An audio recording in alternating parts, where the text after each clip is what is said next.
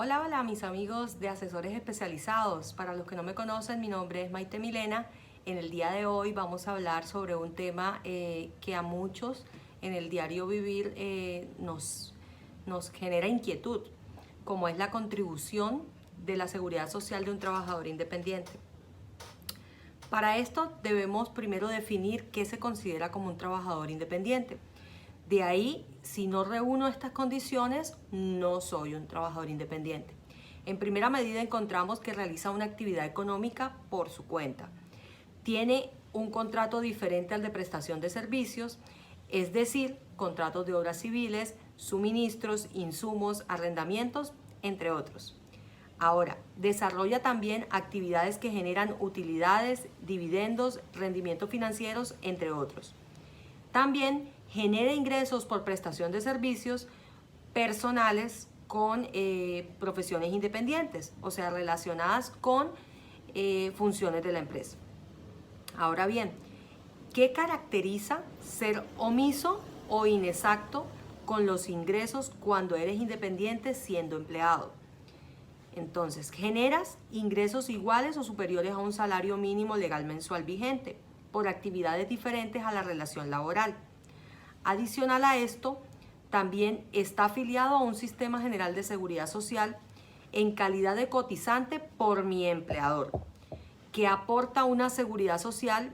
Sin embargo, no aporta seguridad social por esos ingresos adicionales a ser cotizante, como el ingreso base de cotización.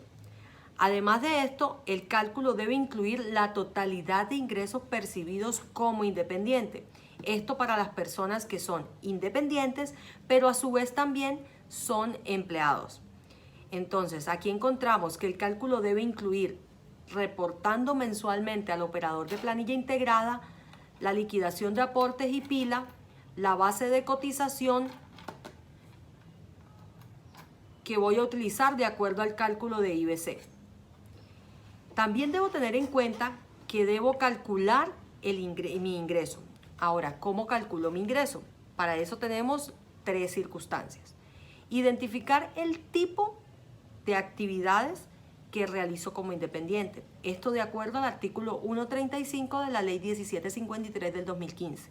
Segundo, incluir la totalidad de ingresos que percibo por esta actividad o la calidad de independiente.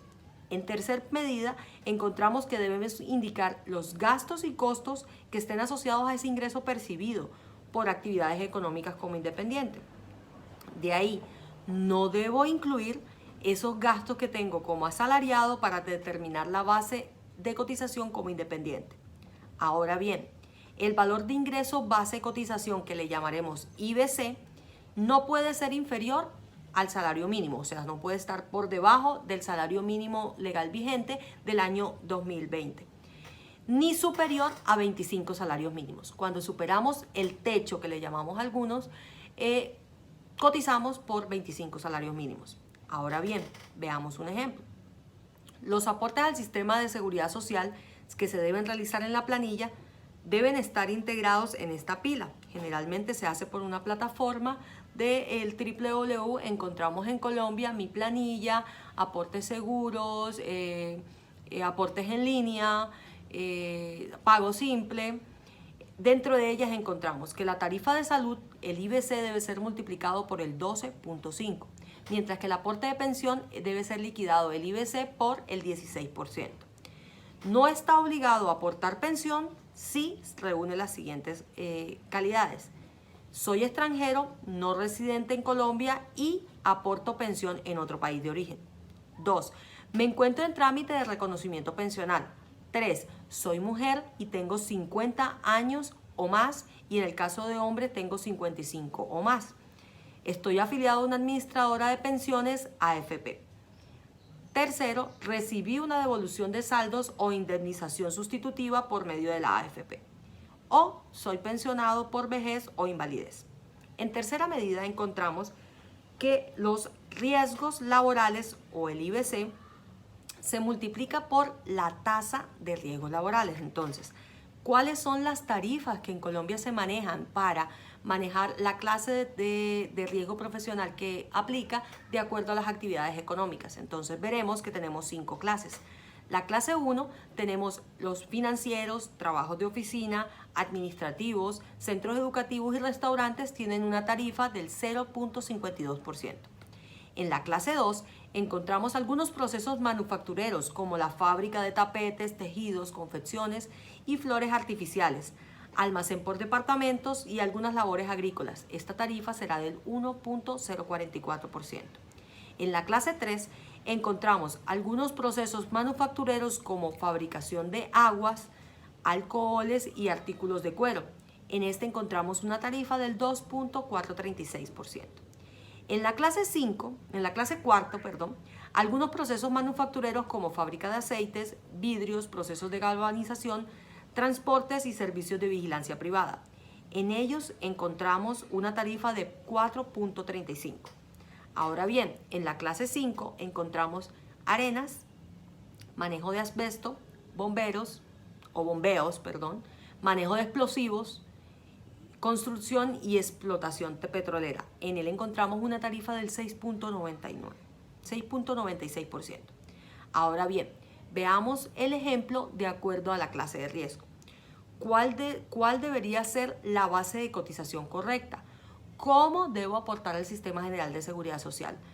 Entonces, encontramos un ejemplo que es Carlos está afiliado en el régimen contributivo en el subsistema de salud, pensión y riesgos laborales. Trabaja para una empresa XYZ con contrato a término indefinido. Su empleador realiza los aportes correspondientes al sistema de salud de acuerdo a su salario, que corresponde a 7 millones de pesos. Sin embargo, él presta servicios personales como asesor contable y tributario por 5 millones de pesos mensuales y otros ingresos que no aportan seguridad social. La respuesta sería: por el contrato de prestación de servicios que corresponde a los ingresos de 5 millones de pesos, Carlos tiene la obligación de cotizar lo siguiente. Los ingresos totales son 5 millones. Su base a aportar es el 40%. Del 40% tenemos una tarifa de salud del 12.5% y una tarifa de pensión del 16%. De la tarifa de riesgos laborales tenemos un 0.52%. De ahí que el IBC sería el ingreso total por base para aportar.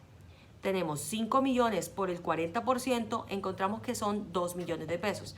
Entonces su IBC será de 2 millones de pesos. Ahora bien, los aportes a salud corresponden a 2 millones de pesos por el 12.5%, que corresponden a 250,000 pesos, mientras que el aporte a pensión son 2 millones de pesos por el 16%, que serían 320,000 pesos. De ahí que los aportes a riesgos laborales corresponden a esos 2 millones de pesos por el 0.52%, que corresponde a 10,440 pesos. Ahora bien, la suma de estos valores, que son 250,000 pesos, 320,000 pesos y 10,440, daría un total de aporte de 580,440. En el segundo ejemplo encontramos cuál debería ser la cotización correcta. ¿Cómo debería realizar el aporte? Entonces encontramos que Patricia está afiliada en el régimen contributivo al sistema de salud, pensión y riesgos laborales. Trabaja en la empresa ABC SA con un contrato fijo. Y a su vez su empleador aporta al sistema de seguridad social el salario de 2 millones mensuales. Sin embargo, Patricia ha decidido generar un emprendimiento. Por lo tanto, tiene una empresa de suministros de aseo y papelería para las empresas.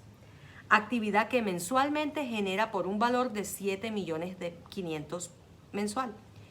Para cumplir con sus propósitos de compra y venta tiene 5 millones mensuales en cuanto a costos y gastos. Por lo tanto, restando el valor de las ventas y los costos de gastos asociados, encontramos que 7,500,000 menos los costos y gastos asociados a esta actividad, que son 5, le aplicas el 40% y a ese valor, que serían 2,500,000, le aplicamos el 40%. Entonces encontramos que el IBC serían los ingresos totales menos los costos, 7,500,000 menos 5 millones por el 40%. que esto corresponde a 1 millón de pesos. Entonces Patricia tendría que pagar por 1 millón de pesos su IBC, el cálculo de salud y pensión. Ahora bien, el aporte a salud sería 1 millón de pesos por el 12.5 serían 125,000 pesos. Y el aporte de pensión de 1 millón de pesos por el 16% corresponde a 160,000 pesos. Ahora, los aportes a riesgos laborales que corresponden a 2 millones por el 0.52% serían 5,222 pesos. Total de aportes serían 125,000 más 160,000 más 5,222. En total su aporte por este emprendimiento sería de 290,220. Ahora bien, debemos tener presente unos conceptos básicos que son importantes saber a qué corresponde para poder hacer nuestra planilla de pago como independientes de manera adecuada. De ahí que encontramos que en actividad de alto riesgo se considera la actividad que genera por su propia naturaleza la disminución de una expectativa de vida saludable para el trabajador. Independiente de las condiciones que efectúe el trabajo, las siguientes actividades son consideradas de alto riesgo. Trabajo confinados, trabajos con explosiones de altas temperaturas, trabajos de energías peligrosas, trabajos con sustancias cancerígenas, entre otras. Ahora bien, ¿a qué se le llama una administradora de pensión? Son aquellas empresas encargadas de administrar los recursos que se destinan al reconocimiento de una pensión, también llamadas AFP o administradoras de fondo de pensiones. Ahora bien, la administración en salud son las entidades prestadoras del servicio, como la GPS, conocidas en el mundo, se podría decir en el común del ciudadano. Empresas que brindan servicios de salud privada a trabajadores que están afiliados a ellas. Ahora, ¿a qué se le llaman costos y gastos? Estos costos y gastos corresponden a la suma de desembolsos o salidas de recursos por parte del independiente. Esto debe estar asociado a la actividad económica, como la subcontratación, la compra de insumos o deducción de gastos que estén asociados directamente y proporcionalmente a la actividad generadora de ingresos. Ahora bien, queremos saber qué es un ingreso mensual. El ingreso mensual es el valor de la ejecución de la actividad económica realizada, teniendo en cuenta que eres independiente por cuenta propia. En el caso de que seas rentista de capital o por suministro de bienes, se maneja por un periodo de mes. La mensualidad serían 12 meses al año. Para calcular el ingreso mensual de un contrato de prestación de servicios, se divide el valor total del mismo entre el número de duración del mismo. Por ejemplo, te contratan por 6 meses por valor de 30 millones, divides los 30 millones en 6 meses. Ahora bien, ¿a qué se le llama el IBC o el ingreso base de cotización? El IBC es el valor mínimo sobre el cual se calcula el valor de los aportes al Sistema General de Seguridad Social. Los ingresos totales corresponden a la suma de todos los ingresos mensualizados que son percibidos por este independiente en el desarrollo de una actividad o varias actividades. Los ingresos netos son el total de todos aquellos ingresos percibidos durante el mes, deducciones y gastos y expensas. Ahora bien, existe una novedad de ingresos que corresponde al trámite a través del cual se formaliza esa vinculación al Sistema General de Seguridad Social como independiente. En este caso sería el ingreso o el retiro o la licencia o la incapacidad. A estas le llamamos novedades de ingreso. La pila es la planilla integrada de liquidación de aportes, mediante la cual se hace un aporte al Sistema General de Seguridad Social por el principio de solidaridad. Ahora bien, encontramos una normatividad asociada que la voy a dejar en el perfil de este video para que pueda ser consultada. Debemos tener en cuenta que la planilla integrada de liquidación de aportes es el único mecanismo realizado por aportes al sistema de prestación social, en el cual cuenta actualmente con 7 tipos de planilla.